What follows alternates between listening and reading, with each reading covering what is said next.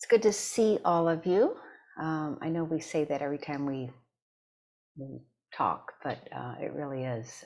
It's just so nice to see so many faces, familiar and not, but here sitting Zazen. I'm Echo. I'm a senior student here at the Village Zendo. I've been practicing a long time here at the Zendo.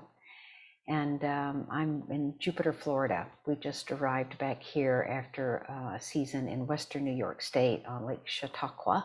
Lots of views in that word, where we spend summer. But here the sun is shining, the palm trees are waving, and the water's lapping at the dock, and you might hear that from time to time in the background. But the clouds here are pretty amazing. I have to say the South does magnificent clouds. I think it's this combination of, what's going on in the atmosphere with the warm and the cool and all of the moisture that's there. And I just got back from a neighborhood walk, which I did this morning. So there's lots of green here in South Florida this time of year, and it's cool with temps in the 50s. But I noticed there are a lot of changes in my neighborhood. So they're subtle, some of them, over time, but when I haven't seen them in 3 or 4 months, the place looks different.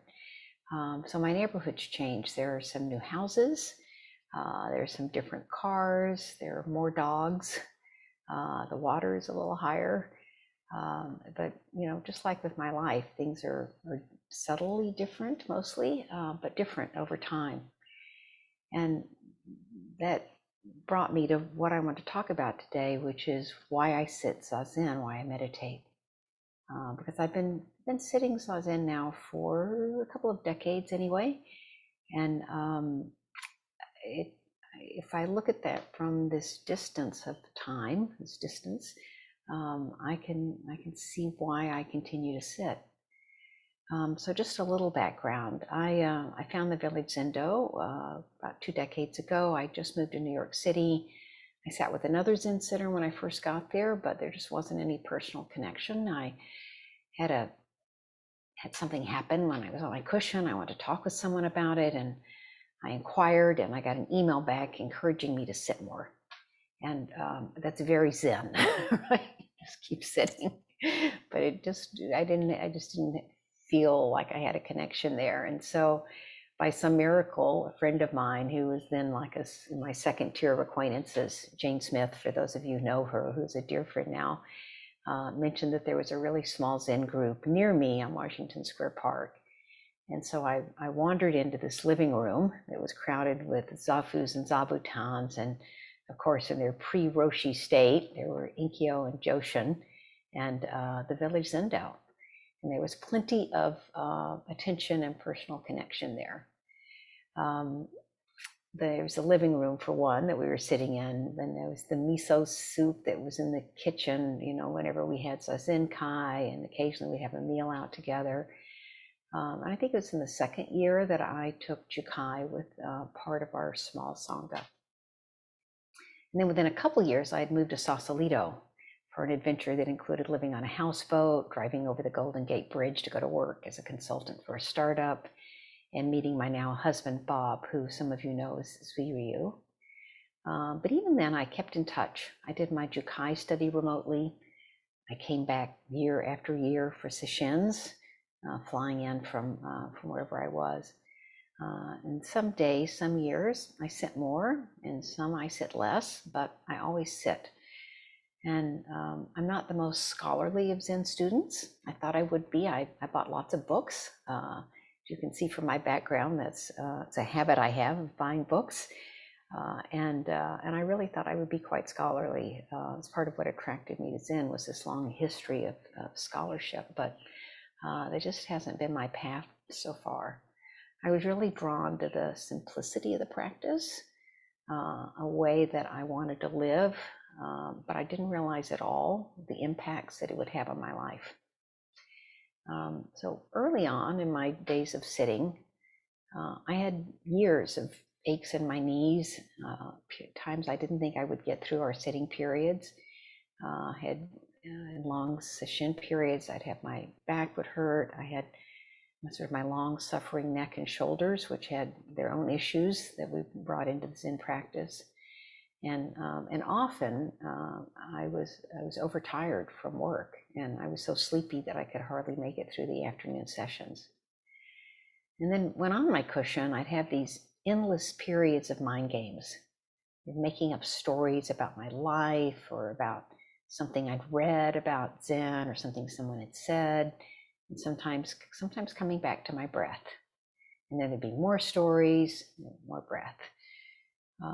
I remember Daido Roshi, who is the founder of the Zen Mountain Monastery, who's maybe best known otherwise as a photographer, but he was also a chemist. And he said he used to spend these really long chemical equations during Zazen to keep his mind occupied, right up until he didn't. And he made it to be, found his Roshiness. So for anyone else who does that with their minds, there's hope for untraining them. But occasionally, my Zen would be punctuated with a meeting with a teacher, right? And I have to say, an endlessly patient teacher, just telling me time after time to get out of my head, endless ways to tell me to get out of my head. But my head's really important to me. I've been rewarded for using it my whole life. I've been encouraged to use it and then rewarded for using it in every facet of my life, except for my Zen practice. So trusting my teachers, I wanted to get out of my head when I was sitting, but I didn't know how to do that. So when I lived in Houston for a couple of decades earlier, and I encountered my first yoga teacher. His name was Lex. So Lex had been teaching yoga in Houston, well, forever. I'd show up at his yoga studio after a really long day at work. I was exhausted. I would sleep through any posture that was on the floor that lasted more than about 30 seconds. I felt a lot better after I left. But Lex said two things that stuck with me and that really apply to Zen practice. The first thing he said, some of you want to do yoga. And some of you want to do yoga. And some of you want to do yoga. He said, I don't care. I don't want to hear about it. Just do the yoga. But Lex wasn't entirely heartless. He had a second piece of advice. And his second piece of advice had to do with Houston's paper phone book. So Houston had these phone books that were, good 4 or 5 inches thick. And there were so many names and addresses that it had to be split into 2. So we had these 2 sets of phone books that were about this thick. And Alexa's advice was this. He said, if you have any difficulty sitting cross-legged, right, so we're sitting and our knees are up in the air, he said, place a phone book under each knee and every day take out a couple of pages. So I could not begin to comprehend the usefulness of that advice. The idea that playing that kind of a long game of making sort of teeny tiny incremental practice improvement was just completely beyond my comprehension. I mean, I was literally moving mountains in my day job, and he was asking me to make progress one tiny millimeter at a time. So I ignored him. And of course, now I think, well, what if I had heeded his words, right? But back to Zen, sort of like the phone book method, my Zazen gradually improved. And by improved, I mean it wasn't so painful and uncomfortable, at least not all the time. But more importantly, I got better at staying with my breath. And finally, koans got introduced. And a koan, for anyone who's new, is just, there's a history in Zen of these, they're stories or sayings or puzzles that can't be solved with the logical mind, I think is the best way to say it. And the first one for most people is one called Mu. And I'll say my experience with Mu was blessedly quick. But after that, reading a nonsensical koan, which required me to set aside my logic and trust in the outcome, was a really big stretch. But I did my koans and I still sat and I showed up for sesshin and I saw Roshi whenever I was able to visit New York City. So that's what was going on with my Zazen, but what was happening off the cushion? This is over decades. So in the before times, when I think about the before the Village Zendo, I was working in a big corporate job. And by big, I mean a lot of hyper-growth tech. I had lots of time in airplanes. I had lots of time hiring and managing and planning and just generally scrambling to keep up. And I loved every minute of it. And it was all consuming. And I did that for 14 years. And at one point I realized I was just craving silence in my always on 24/7 world with all that adrenaline that came with it. I found myself craving some silence. So just craving a time of sort of no new input. So the first thing I did was I was in Houston and it was winter and it was cold and dark, and I booked myself a ticket to a beachside resort in Mexico, and I don't even recall where it was. It was winter at home, but then I was suddenly in this place with a patio and lots of sunshine, and I didn't take very much with me. I just took charcoal and paper with me, and for the first time in my life, I drew, and I drew for 3 days. I never left my room. I ate room service. I soaked up the sunshine. I didn't have any new input, and then I flew home. And that's part of why I don't remember where I was, because it didn't matter. It was just a place that didn't have anything coming at me. And then a year or so later, I checked myself into a Catholic monastery outside of Houston alone. So no big group adventure for me. I just had a small suitcase and one tiny book of Taoist phrases, and it was wonderful.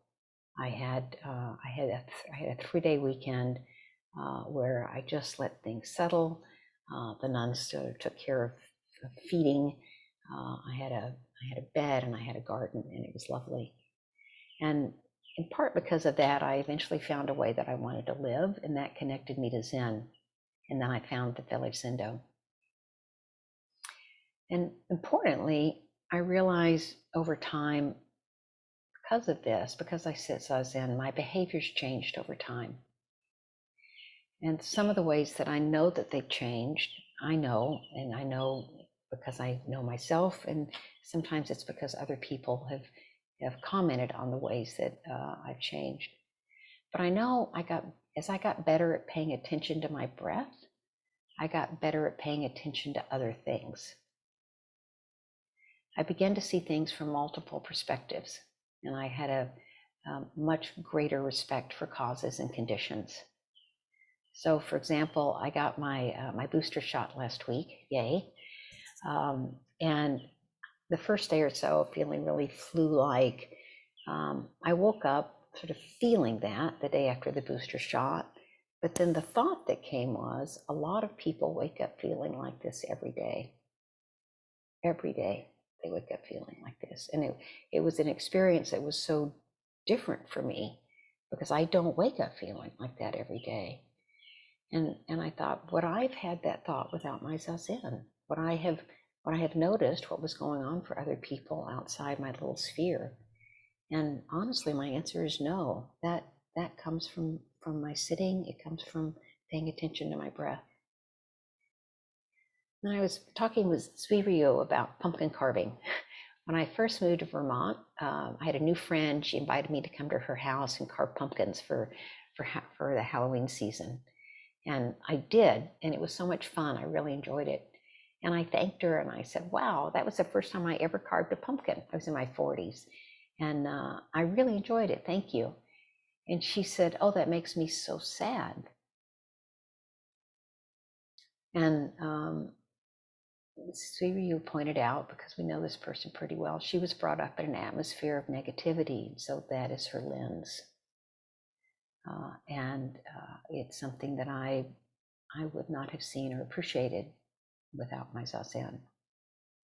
There's a line from the Zen Grove book that says, the sound of depressing rain on the plantain leaves. The sound of depressing rain on the plantain leaves. Right? So who is depressed? The rain? No. I'm also I'm able to see these different perspectives, really not so much as right or wrong most of the time, but as a result of causes and conditions. Um, that I can see that most people do what they do and because they think it's in their best self-interest. I might sometimes dispute their definition of self, but they're working out of what they think is their best self-interest. I don't always see that in the moment, and that's when it's hard, but I often do. And I definitely do more when I'm consistent with my practice. The other thing I noticed is I noticed a big difference in my work. I'm a better listener now than I was. Maybe I could even say I'm a listener now when I wasn't before. Um, because I can be more present to people when they're speaking. I'm routinely told by people I've met, even just over Zoom, that I give off a deep sense of calm, and that allows them to talk to me about many things, to trust me. And that's something I definitely know was not there before my Zen practice. Yeah. We were on our trip from New York back down to Florida this time. We stopped at a place called Serenbe, which is just outside Atlanta. It's a really wonderful, intentional, biophilic community outside of Atlanta. And they served us breakfast. And I paid attention, right, to the 72 labors. So what it really took to get food on my table in this place, to the farmers and the families of the farmers and the truckers and the people that need to go the last mile, and to the berries and the eggs, and just paying attention to what was right in front of me, as opposed to just having my breakfast and moving on, as I have done a lot of my life. Another difference would be I notice, sort of during and post session, particularly post session, of course, you experience joriki, right? And that's wonderful. It's wonderful to be in that sort of centered place, and it's wonderful, but it's just not what it's all about. Sometimes I can even see my ego. We had a discussion among the senior students. We get together every month or so, and one of the questions that came up, and it was actually from someone who had just joined, a new susho, said, what does it mean to be a senior student? And I recalled a conversation I had with Anraku, who was a senior student at the Village Zendo some time ago. And I went in to see her doing an interview, and I said, well, I want to be a senior student. Just like some petulant child, right? And I thought, why do I want to be a senior student? What is that all about? Well, it's my ego, right? I want to be a senior student. And I actually sat with that for a number of years, and then I realized it's really about an act of service. Being a senior student comes with responsibilities to the Zendo, and it is a position of service. It's if you come into it with power and ego, you won't, I believe, be fulfilling the position well. And so the striving is to do it in a way that comes from service. I have a verse that I say daily. The first part I got from my therapist many years ago, and the second I added. And she said, try this on. I am ready to be successful without undue suffering and pain. Well, that's really great. So I say that a lot. And then I added, for the benefit of all sentient beings, because that's the service part. That's the why. That's what makes it all work, is to be of service. And it's a really, really wonderful lens.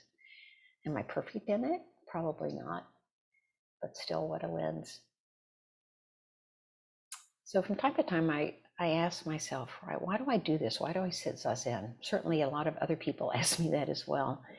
And I think about that in some ways as sort of carrots and sticks.